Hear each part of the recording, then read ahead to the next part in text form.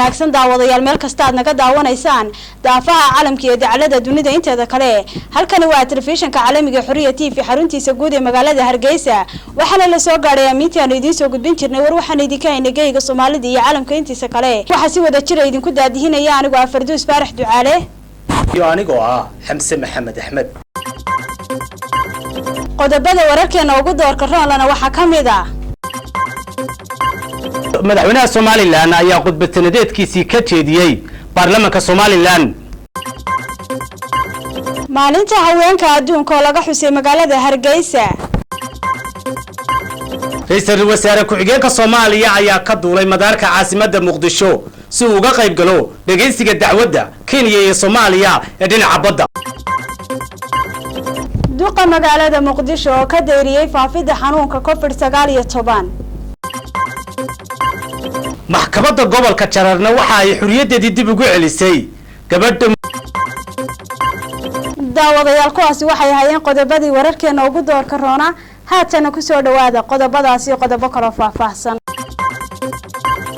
madaxweynaha Soomaaliland mudane Muuse Biixi Cabdi ayaa khudbad sanadeedkiisii ka horjeediyay baarlamaanka Soomaaliland sida faahfaahinta warkaasi ay inoogu haysto wariye Najax Ali Carab madaxweynaha jamhuuriyadda Soomaaliland mudane Muuse Biixi Cabdi ayaa sheegay in bisha 6 ilaa bisha 9 ee sanadka dib loo furi doono madaarka caalamiga ah ee Berbera kaasi oo xidhnaa muddo sababta loo xidhayna ahayd hab dhisib lagu waday madaarka ayaa loo dhisay hab cusub oo casri ah kaasi oo waafaqsan nidaamka duulimaadada hawada dawladda Soomaaliland ayaa doonaysa in magaalada Berbera ay noqoto xarun ganacsi isla markaasina ay u baahan tahay in madaarku noqdo mid gudaha iyo dibadda u shaqeeya isla markaasina ay isticmaalaan maalgashadayaasha gudaha iyo dibadda iyadoo ay ka soo degi doonaan dalxiiska caalami ah arinta madaarka ee madaxweynaha jamhuuriyadda Soomaaliland mudane Muuse Biixi Cabdi sheegay ayaa kor u qaadi doonta sumcadda Soomaaliland iyadoo sidoo kale la wadada isku xidhi doonta xuduudka Itoobiya iyo magaalada Berbera ee jamhuuriyadda Soomaaliland Najax Ali Carab Xuriya TV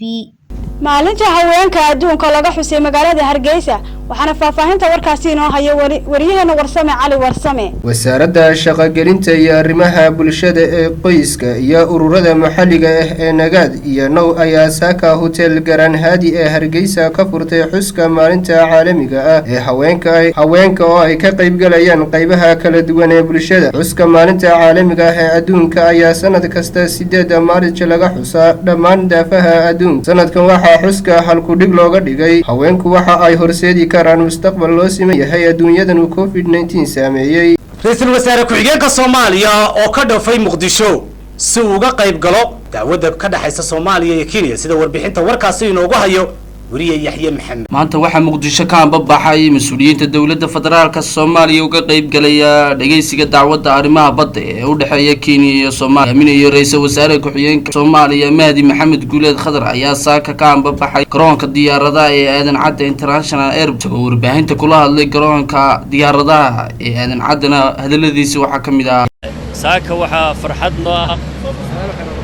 aniga iyo wafdiga ballaaran ee aad u jeedaan inaanu ambabaxayno ka qaybgalka dacwaddii badda ee u dhaxaysay dawladda federaalka Soomaaliya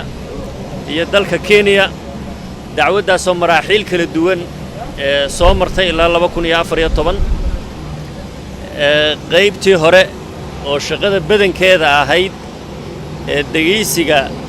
dacwadda ku salaysan qoraalka duqa magaalada Muqdisho oo ka deeriyay faafida xanuunka COVID-19 waxaana warkaasi inoo soo diray wariyaheena Ridwaan Abo duqa caasimadda Muqdisho Cumar Filish ayaa shaaca ka qaaday in halista cudurka coronavirus uu ku sii baahayo dalka oo dhan isla markaana loo baahan yahay in la qaato talooyinka lagu xakameynayo cudurka sidoo kale waxa uu xusay in soo ragi doono ganaax culus wixii ka dambeeya 15 bisha Maarch wuxuuna hoosta ka xariiqay in qof kasta oo aan soo qaadan afxirka laga qaadi doono talaabo adag isaga oo xusay in muhiimadu tahay badbaadinta shacabka maxkamadda degmada Jararna waxa ay xuriyadeedii u celisay haweenay lagu muransanaa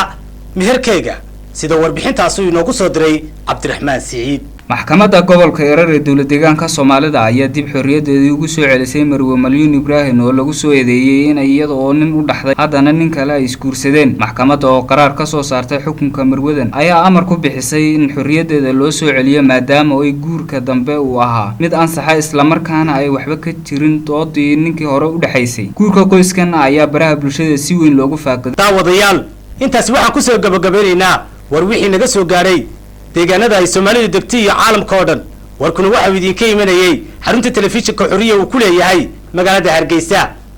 intaan warkan mid lamid iskugu imanayno waa anigu Xamse Maxamed Axmed iyo anigu Farduus Faarax Ducaale oo idinkaga tagaya. assalaamu calaykum wa rahmatullahi ta'ala wa barakaatuh.